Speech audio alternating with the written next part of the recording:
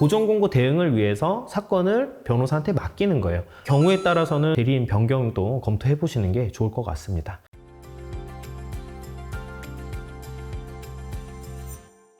안녕하세요. 개인회생 길잡이 김은찬 변호사입니다. 오늘은 개인회생을 진행을 할 때 시간이 얼마나 소요되는지, 그리고 뭐 어떤 절차가 어떤 기간쯤에 이루어지는지에 대해서 한번 안내를 드려볼까 해요. 만약 내가 특정 사무실에 개인회생 절차를 부탁을 해서 진행을 하고 있는데 뭔가 피드백이 없다, 그럼 이 영상 참고해서 한번 상황을 진단해 보시면 좋을 것 같습니다.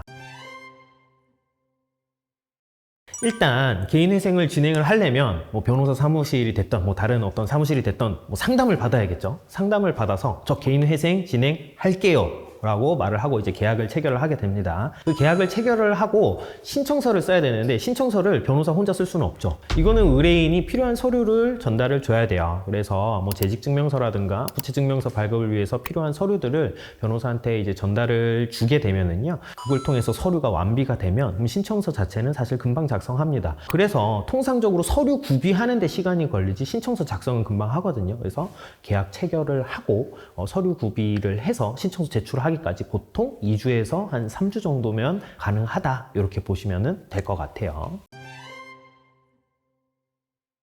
채권 추심이나 이런 부분들에 대해서 스트레스 받는 분들이 굉장히 많거든요. 그러면은 간곡하게 기다리는 게 정지명령, 금지명령이죠. 신청서 접수하면은 사건 번호가 부여되고 다시 이제 정지명령, 금지명령 신청을 하게 되는데요. 신청서 제출하고 일주일이면은 금지명령, 정지명령을 받아보실 수가 있고요. 이 정도 기간 텀 생각하시면 될 것 같습니다.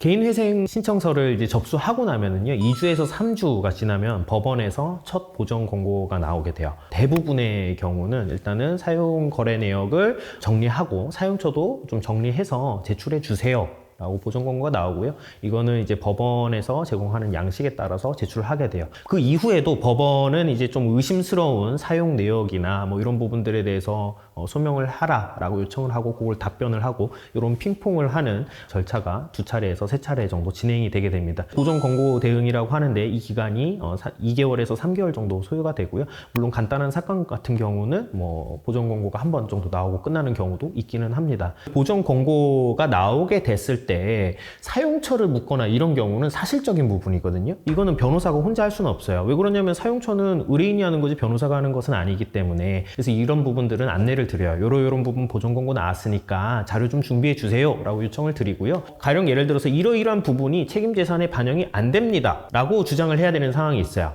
그런 경우는 사실 법리적 다툼이기 때문에 이거는 의뢰인이 아니라 변호사의 역할이죠. 그래서 이 부분은 변호사가 다투게 됩니다. 그래서 보전 공고의 내용이 이제 어떤 형태로 나올진 모르겠지만 의뢰인과 변호사가 좀 늘 커뮤니케이션이 잘 돼야 좀 보전 공고 대응이 잘 될 수 있다, 이렇게 보시면 될 것 같고요. 실질적으로 보전 공고 대응을 위해서 사건을 변호사한테 맡기는 거예요. 그래서 변호사를 선임해서 사건 진행하는 거는 보전 공고에 대응하기 위함이다, 이렇게 봐도 크게 문제가 없다라고 저는 개인적으로 생각을 합니다. 보전 공고에 대한 내용 정리가 어느 정도 끝나고 이제 결과가 이제 어느 정도 정리가 되면 이제 법원에서는 개시 결정을 하게 되죠. 개시 결정하게 되면은 거의 구분응선은 넘은 상황이라고 보시면 되고요. 개시 결정 나오기까지 통상적으로 한 4개월 정도 소요가 돼요. 그래서 이제 개시 결정 나왔다, 이 단계에서는 채무자분들은 특별히 하실 거는 없으시고 이제 이후 절차 진행을 보게 되면 되고요. 그다음에 이제 채권자 집행 그리고 인가 결정 순으로 절차가 진행되고, 인가 결정 나오기까지 통상적으로 6개월 정도 소요된다. 그래서 변호사 선임하고 인가결정 받기까지 한 반년 정도 보시면 될 것 같습니다. 경우에 따라서 내가 특정 사무실에다가 사건을 의뢰를 했는데 이게 신청서가 제출됐다는 말도 없고, 아까 전에 말씀드렸죠. 보전 공고 나오면 의뢰인한테 연락해서 내용을 또 받아야 되거든요. 이런 거 나왔으니까 사용처 소명 좀 해주세요, 이렇게 안내도 받은 적이 없어요. 그래서 도대체 절차 진행이 어떻게 되고 있는지 모르겠다 라고 하신다면 오늘 영상 참고해 보시면 보전 공고 나오기까지 정확까지 변호사한테 계약을 하고 한 달 정도 되면은 나오는 거거든요. 그럼 한 달 사이에 뭐 신청서가 들어갔다, 보정 권고가 나왔다 이런 말이 없으면 뭔가 문제가 있는 거예요. 더 나아가서 6개월이 지나도록 아무 소식이 없다.